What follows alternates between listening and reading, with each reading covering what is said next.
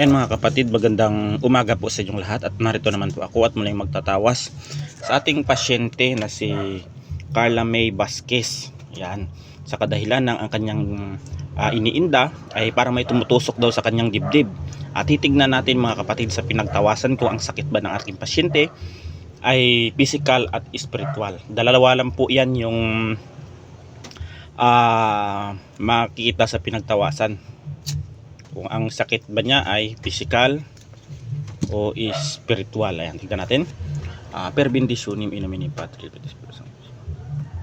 Pakita mo sa akin kung sino man ang gumagambala kay Carla May Vasquez Perez. Sino man ang gumagambala ay pakita sa pinagtawasan na ito.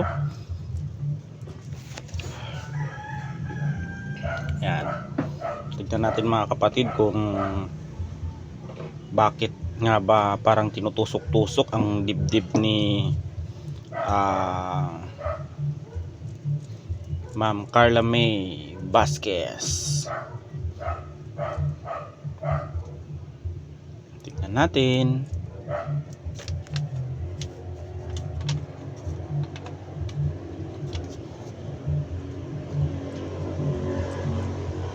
Kung bakit nga ba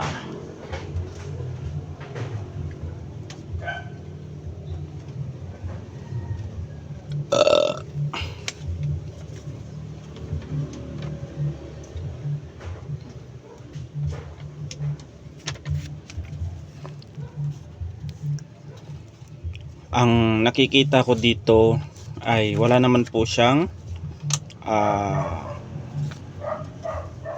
sakit na spiritual dito. Wala naman po siyang sakit na spiritual sapagkat ang kanyang nararamdaman dito ay nagkakaroon siya ng acid reflux o GERD. Yan, ito yung ano niya, puno po yung minsan po siguro kumakain po ito ng marami at saka hindi po naglalakad-lakad, hindi po agad nagkikikilos. Yan, syempre gagalaw-galaw po kayo para matunaw ang inyong kinakain. Siguro itong pasyente natin, ang nakikita ko dito ay pagkatapos kumain ay nakahiga agad, nakaupo. Kaya yung acid ay madaling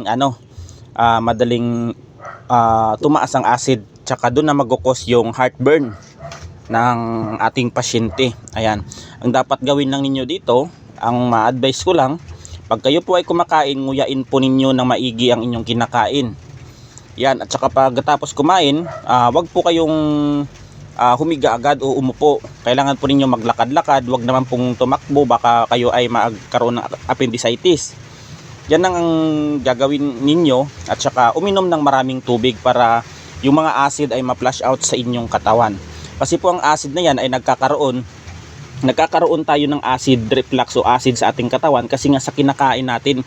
Kasi ang lahat ng mga kinakain natin ay meron pong mga chemicals yan. Tulad ng mga magic sarap, chemicals yan, mga mantika, mantikilya, o bitsin, asin, o kung ano mang uri ng mga pagkain ay yan po ay mga chemicals na naiimbak sa ating katawan kung di po kayo magkakaroon ng marunong mag-detox o mag-cleanse niyan, ay magkakaroon kayo ng acid o iba pang mga sakit na karamdaman hanggang sa lumala ito ay magkaroon kayo ng seryosong umalalang sakit. Magkakaroon na po yan ng iba't ibang komplikasyon. Kaya dapat ingatan po natin ang ating katawan, mahalin, alagaan, at saka marunong po tayong magdisiplina sa ating katawan. Yan lamang po ang ma-advise ko dito, ma'am. Ang inyong sakit ay acid reflux o GERD. Yan po. At hanggang dito na lang at God bless us all. Kasi yun lang ang nakikita ko. Yan.